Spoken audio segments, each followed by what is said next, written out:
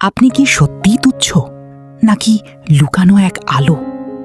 আপনার কি কখনো মনে হয় এই পৃথিবীতে আপনার কোনো মূল্য নেই? আপনি কি নিজেকে অন্যদের চেয়ে ছোট অথবা খুব সামান্য মনে করেন? হয়তো কেউ আপনাকে গুরুত্ব দেয় না, হয়তো আপনার চেষ্টা কেউ দেখে না, আর আপনি চুপচাপ ভাবেন, আমি কি সত্যিই গুরুত্বপূর্ণ? কিন্তু একটা প্রশ্ন, যদি আপনি সত্যিই গুরুত্বপূর্ণ না হন, তাহলে কেন আপনার হৃদয়ে এত স্বপ্ন আছে? শুনুন, ঈশ্বর বলছেন, তুমি আমার কাছে খুবই মূল্যবান, খুবই গুরুত্বপূর্ণ। একবার রাতে আকাশের দিকে তাকান, অসংখ্য বড় বড় তারা আছে, কিন্তু সবচেয়ে অন্ধকার জায়গায় ছোট তারাটাই সবচেয়ে বেশি জ্বলে। তেমনি আপনি ছোট ও তুচ্ছ মনে হলেও আপনার আলোই অন্ধকার ভেদ করতে পারে।